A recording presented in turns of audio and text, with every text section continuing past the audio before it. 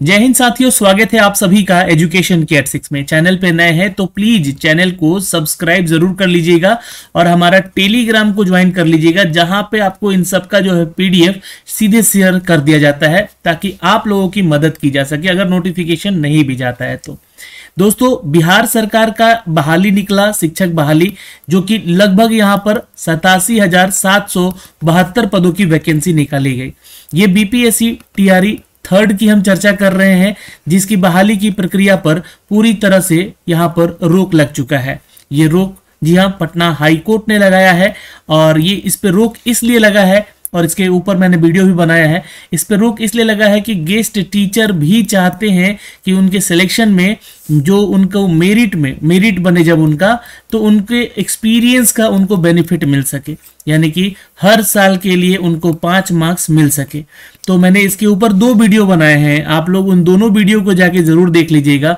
एक तो ये वीडियो बनाया था जब इस पे रोक लगाया गया था, और इसी के साथ साथ मैंने एक वीडियो और बनाया था आप लोग के लिए, जो कि इसके कट ऑफ पे क्या इसका प्रभाव पड़ेगा, है ना। तो इसके कट ऑफ पे क्या प्रभाव पड़ेगा उस वीडियो को भी जरूर देख लीजिएगा, है ना। फिलहाल यहां पर एक ऑफिशियल लेटर जारी हुआ है दोस्तों आज की डेट में, जो कि 31/5/2024 को लेकर है।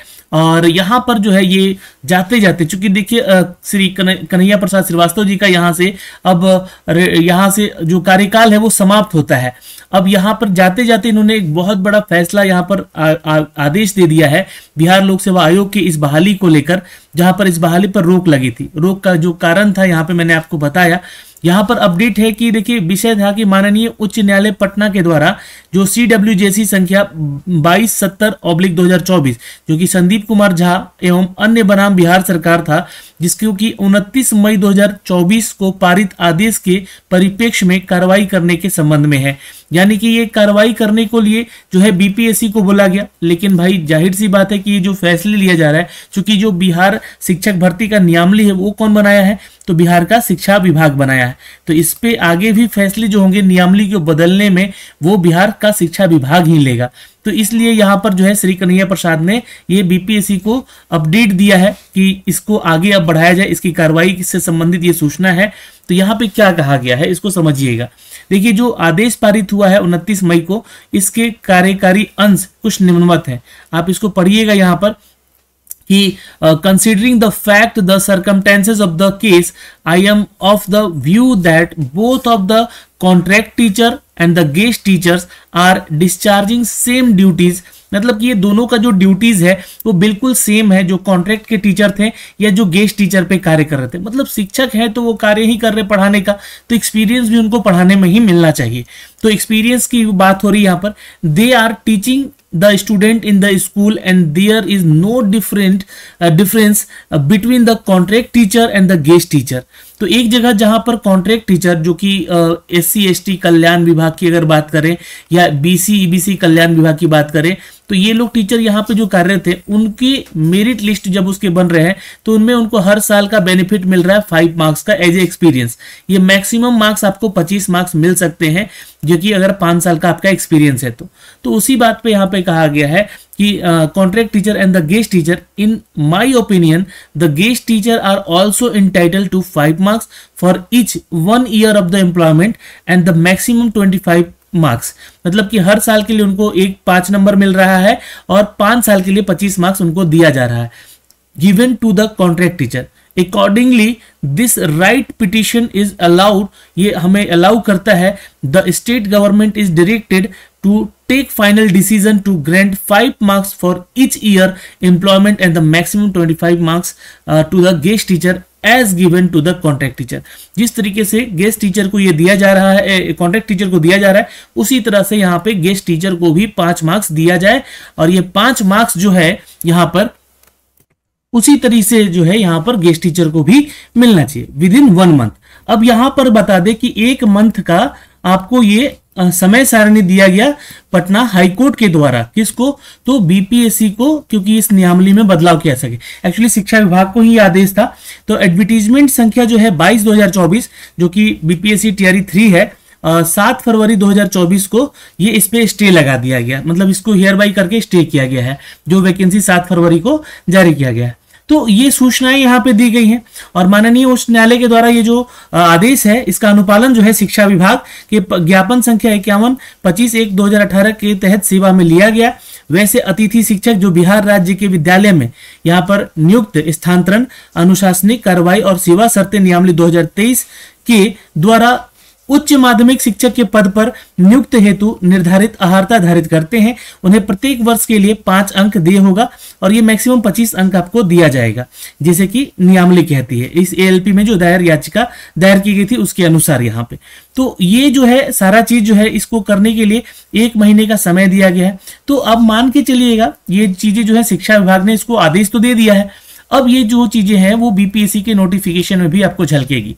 अब इसका एक नोटिफिकेशन बीपीएससी की ऑफिशियल वेबसाइट पे भी दिया जाएगा कि ये सारी चीजें जो है बदलाव हुए हैं और इस बदलाव के चलते यहाँ पे जो है कुछ नियम में बदलाव हो रहा है। अब इससे इफेक्टेड जो क्लास है वो सिर्फ और सिर्फ 11th और 12th है। आपको मैं बता दूं कि 11th 12th के गेस्ट टीचर ही इससे इफेक्टेड होंगे जिन विषयों के वो शिक्षकों के लिए यहाँ पर अपडेट दिया गया था। मैंने आपको उसका एक लेटर भी दिखलाया था कि कौन कौन से वो विषय हैं, वो वीडियो जाके आप लोग देखिएगा तो सारा डिटेल आपको समझ में आएगा।